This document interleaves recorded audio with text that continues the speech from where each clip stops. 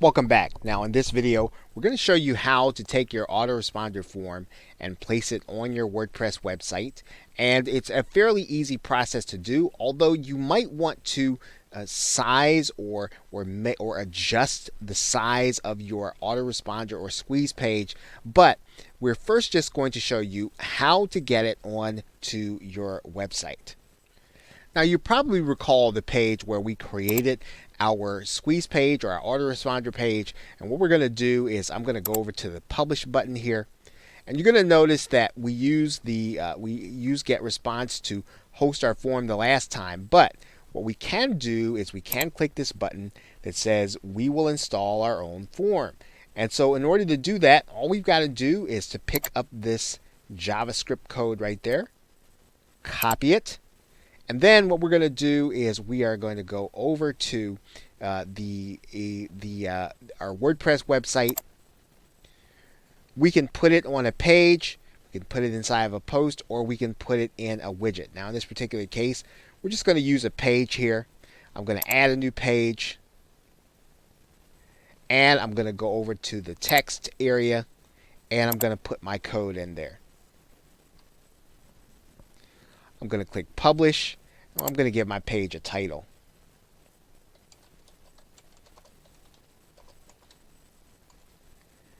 And then we're going to click publish. Once we've done that, if we can view the page here, and our WordPress website now has our autoresponder form. All we've got to do is we can name this, or we can adjust it to look the way we want on our website. But that is how you get your form onto your website. You can put it inside of a post. You can also put it inside of a widget.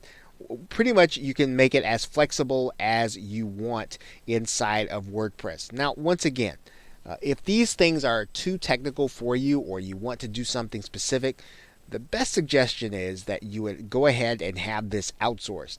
It is something that people can do very inexpensively, and you can spend your time then on marketing your business.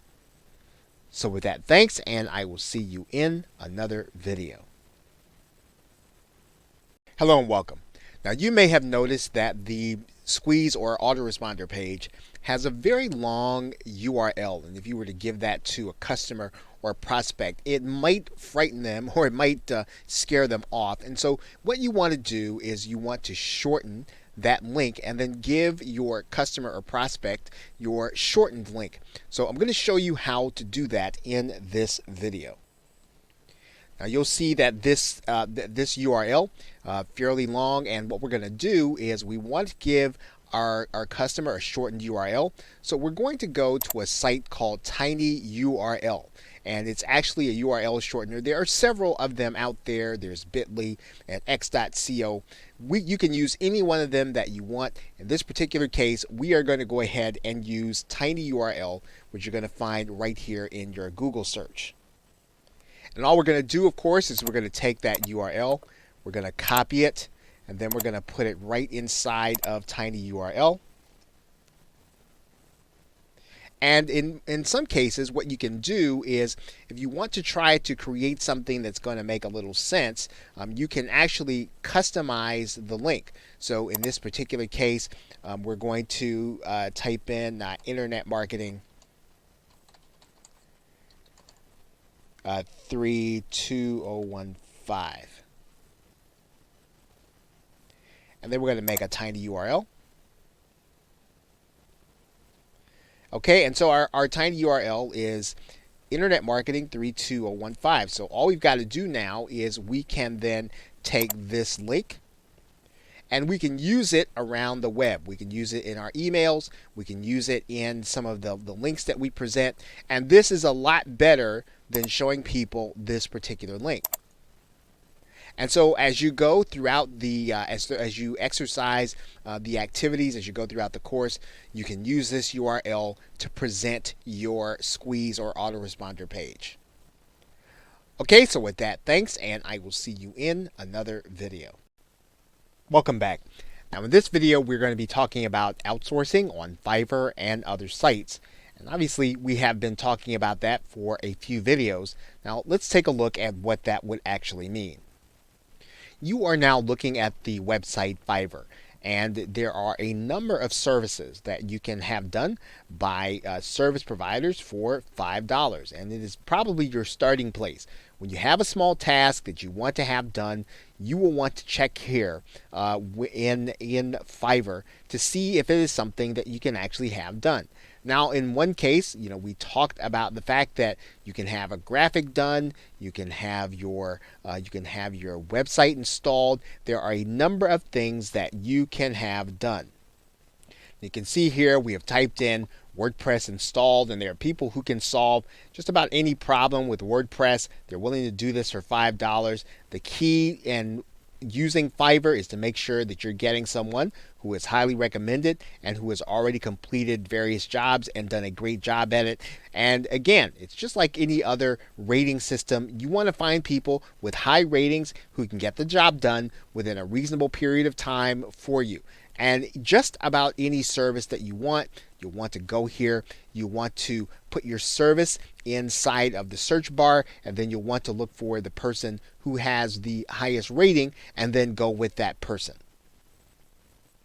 Now, if you want to move from, you don't want to have your service done on Fiverr, or maybe it's something that just requires a little more sophistication, you can use a site like Elance to find a freelancer. You can also use Odesk, very same kind of service, as well as you can use the Warrior form that does various tasks if you go inside of one of the sub forums, Warriors for Hire, and you can find people that actually will be able to complete your task for your marketing business. So when you start thinking about tasks that you find that are too complicated, remember, start first with Fiverr, then go to the other sites to see if it is something that you can have done. Anything that you can have done that is not marketing related, that doesn't really require your expertise, these are the kinds of things that you want to start thinking about outsourcing here at the very beginning. Okay, so with that, thanks, and I will see you in another video. Welcome back. Now, you may be asking the question, what if you were to use a website in order to build your list? Now, obviously, throughout this course, you've seen a very easy method of list building and creating an online income that really did not require you to have or use a website. And you can certainly use that method and you will be perfectly fine. Now, everything that we've discussed about list building will work just as well, if not better, if you have your own hosting and your own website. Now, several of the processes that we've gone over will be easier and provide more continuity for your customers if you use a website in order to communicate with them. Now, there are several, probably many, free website building platforms that you can use that don't require hosting. You can go to WordPress.com or Blogger.com or Wix or any of those platforms in order to build your website. Now, most marketers tend to get their own hosting space and they use WordPress as their website builder. Now, if you aren't technical and all of that seems to be overwhelming, each of the steps we're going to be talking about in the next few videos can be completed by someone on the Fiverr website. These things can be outsourced, and they can be outsourced inexpensively. So don't be overwhelmed by them. If you don't feel as if you want to do them, or they seem to be too complicated, or they stop you from progressing, look, just send them over to someone else to do them, and then you reap the benefit. There's no reason for you to have to do anything that will keep you from moving in your online marketing business. Okay, so with that, thanks, and I will see you in the next video. Welcome back. Now, in this video, we are going to discuss an easy website alternative, both to manage and to get installed. And it's actually called WordPress. You may have heard of it. Now, we're going to do a brief WordPress installation, and all you're going to have to do is to get into the control panel of your website, or the cPanel, and then we are going to get started. Now, once you're inside of your control panel, or cPanel as it is called, you are then going to want to look for this area for software and services.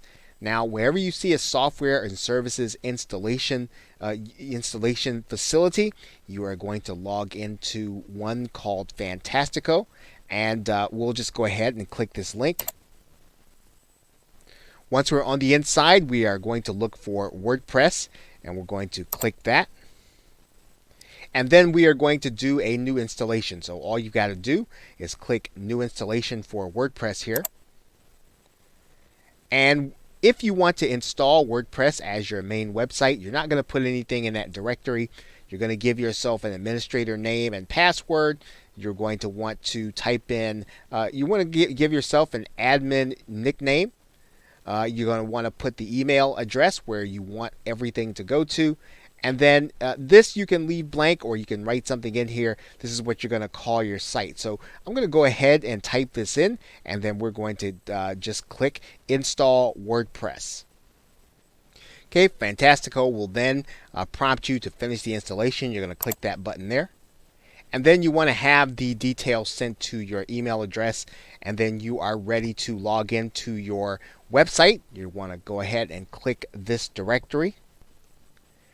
And that will bring you to your WordPress website. And then all you'll need to do then is log in. And you will then have access to your website. Your website will be very basic when you look at it. And it will need some customization.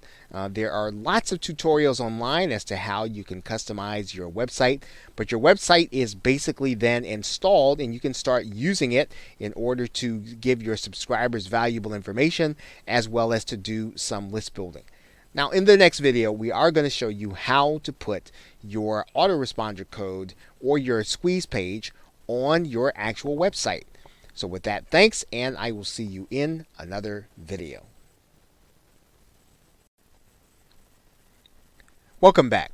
Now in this video we are going to just go through a brief process of showing you how to upload files to your domain name and your hosting. And whenever you place files on your domain name and hosting, you are going to need to have a special program that's called an FTP program, and we'll show you that right now. Now, the free program that most marketers use is called FileZilla, and all you got to do is go to the FileZilla link that goes right here at the top. You're going to want to download the client copy. There's also a server download, but you want to download the client copy, and then you're going to have a program on your hard drive. Now, that program is going to look something like this. And what you're going to be able to do is you are literally going to be able to see your website from the other side, or from the other end, and you are going to be able to upload files to it. Now, in this box, that is the host box, this is going to be the name of your domain name. So in this particular case, you're going to want to, without the www, without the http, going to want to write in your host name. In this area, you're going to get a username. Now, this username is going to come from your hosting account, right? So you'll need to get that information. It'll typically come in an email, and you're going to use that information in order to log in. You're also going to get from your host a password to use. Now, you'll be able to use that password for this domain name and this hosting, and that will allow you to log in and get into the files into the back area of your website. You're going to see one other box here, and that's going to be the port area. You're not going to use that area too much, so for the most part, if you use HostGator, you'll just be able to use these three boxes in order to get your website started. Now, once you have all that information entered in here, you're just going to click the Quick Connect button here. And when you do that, you're going to see some files here. You're going to see this particular directory that says public HTML. Now, that's really where you're going to put all of the files that the public is going to see. Now, when you want to create a place to, let's say, put a file that's going to be downloaded, you're going to do it inside of this public HTML folder. So the way FileZilla works is that once you're logged in, you can literally click these directories and use them just as you would on your personal computer. So what I'm going to do now is I'm going to go ahead and I'm going to click inside of the public HTML folder. Now, as you can see, there are no folders there. So what I'm going to do now is, just so that you can see me do it, I'm going to create a folder and a directory, and I'm going to just right click. I'm going to create a directory, and I'm going to put in here bonus. Right? So if I want to deliver my bonus from that directory, now all I've got to do is click inside of here, and I'll literally be able to use this directory on my server in order to deliver my bonus. So let's take a look at how I would do that. So of course, what I would do is I would make it deliverable. I'd right click it. I'd send it to a compressed file on my computer.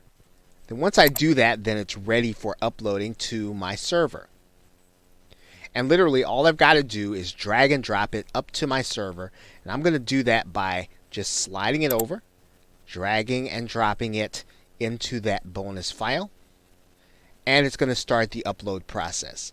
And there you'll see it's now on my server, and now I can deliver it. Now, in order to get the URL, all I would have to do is have my domain name and then / and this directory. So when you see the public HTML, you might want to say that that's just like seeing your domain name. So this would be your domain name / bonus, and then your webinar file, and you would have a file that is ready for delivery.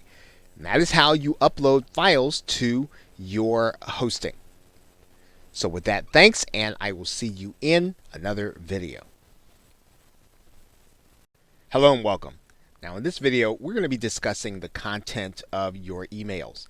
And we want to talk about that content and what you're going to be putting in your emails before you actually start sending affiliate offers and offering products for them to buy. And it's important to think about this in a couple of different ways, and we want to go through that here in this video. Now, when you choose to send out marketing emails, one of the things you're going to have to just really take seriously is making sure that you're providing value to your subscribers. You really do want them to say subscribed. If you only send sales or marketing emails, your subscribers are likely to get tired. You are just going to be another voice in the crowd. You're going to be just like everybody else. And eventually, when they get tired of marketing emails, they're going to unsubscribe. And that is not what you want to go through all the trouble of building an email list for. Now, one of the questions that new marketers often ask is whether or not to send emails every single day, or even more than that. And there is not necessarily any right or wrong answer. This is often going to depend on how your subscriber list really responds to your email. Now, what's most important about when you are sending emails prior to generating a sale or prior to sending offers is that you are consistent. I mean, if you're going to send out an email every day, make sure you're sending out email every day. Make sure that you're doing it around the same time every day. Making sure that your subscribers are used to your pattern so that they open your email when you get it is going to be important. But then let's just go back to this idea of content. Make sure that you're giving your subscribers value. If they signed up for your list to solve a specific problem, whether it's in their life or in their business, make sure that you are continually giving them opportunities to share with you what it is that they're having problems with, so that you can continue to solve those kinds of problems. It's very important, again, so that you maintain the list that you work so hard to build. Every subscriber is really worth a considerable amount of profit to you if you make sure that they're getting value from being a part of your subscriber list. Okay, so with that, thanks, and I will see you in another video. Welcome back.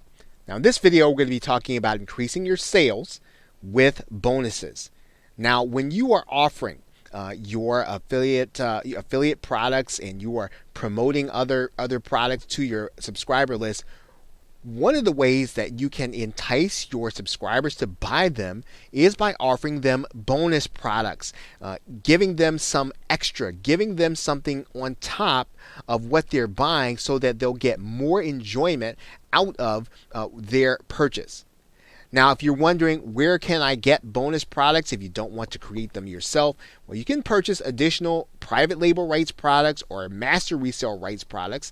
And typically, there are a number of them that are specifically made and packaged and already zipped up just for this purpose.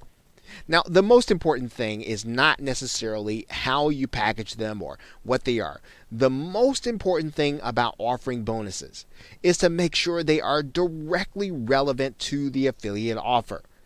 Now, one of the things that you want to think about when offering that bonus is, of course, making sure that it looks like something that will help them to get more enjoyment, something that will help them to use it faster or use it better. So think about that when you're selecting a proper bonus. Now, to deliver that bonus, you're going to use a squeeze or autoresponder page and ask your buyer to opt in to get the bonus. So in other words, when they actually get their bonus, or the way they're going to get their bonus is you are going to actually have them to send their receipt to you. Then you're going to send them a link to opt in order to get your bonus.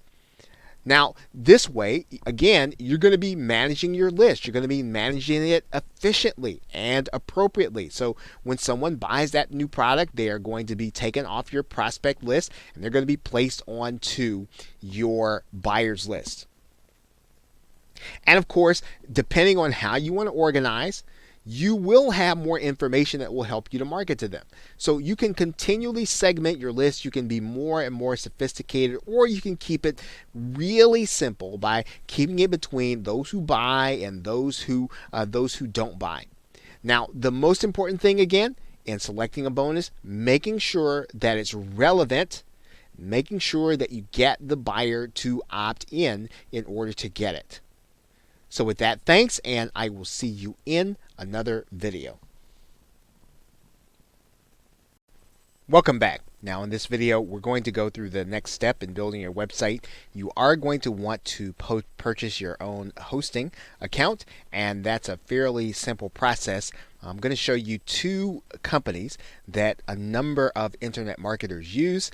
However, you can use whatever company that you feel most comfortable with, but these are two companies that probably the bulk of internet marketers are going to be using in one way or another.